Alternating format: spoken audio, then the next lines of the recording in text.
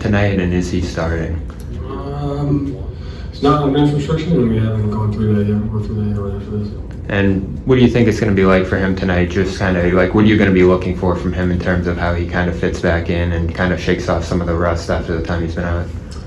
Same things he's done for us all year. Defense, offense, communication, playing hard. Just what he's done for us over the course of the season that's helped us get here. Melissa, on your front right. Hey Coach, Jalen talked yesterday about how he uses criticism as motivation. How have you, behind the scenes, seen him use that as fire? I mean, JB's the kind of guy that just works hard, has a chip on his shoulder. So I would say everything's motivation for him, and I enjoy watching him. The way he works, he has a huge growth mindset. He's able to dig deep into the weaknesses that he wants to get better at. He makes his strengths better. Never skips a detail. So I would say he's one of the higher motivated guys I've seen with just the way he works. Again, if you have a question, please raise your hand. We'll get a microphone to you. Any other questions? Right here in the front, 1, 2. Joe, in the regular season, you talked about taking inspiration from other coaches and using off time to learn from either their playbooks or their style or sense of poise.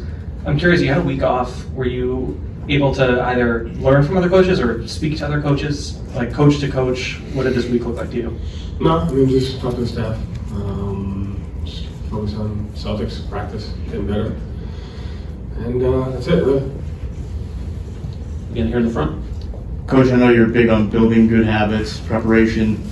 About to coach your first NBA Finals game as a head coach. What did today kind of look like for you in terms of preparing for this moment? Honestly, same way every game day is looked. It's no different.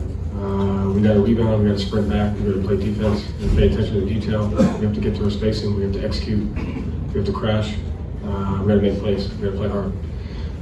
So I can honestly say it has not looked any different, and the things that go into winning this series are no different than everything we've been talking about in preseason. Habits, mindset, details, execution. Abby, back left. So I know that you are treating it the same, but heading into your first NBA Finals as the head coach of the Celtics, are there any emotions, any butterflies?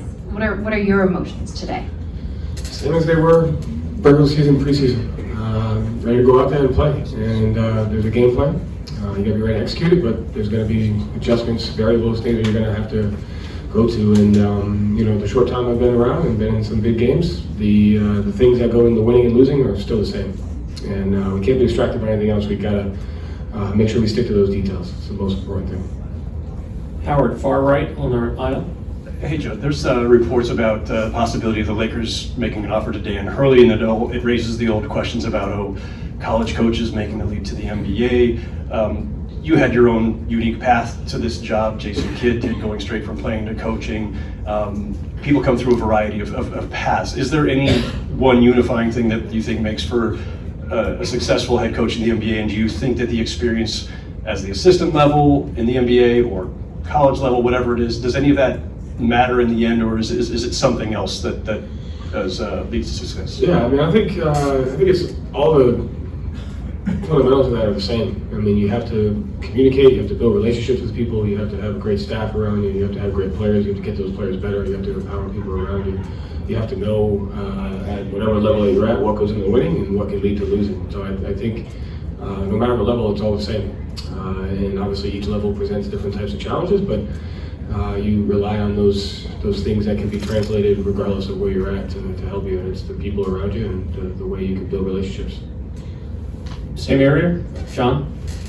Coach, from the outside, it seems like Doncic will sort of challenge the way you guys want to defend, maybe more than any matchup you've had so far in the playoffs. Do you feel that way, and are you maybe more prepared to have to change things up than you have been in any previous series? Yeah, I mean, he's a great player. They have a great team, and there's no one way to guard these guys, especially when you have to play them over again. So you got to be open-minded to go into different things, absolutely.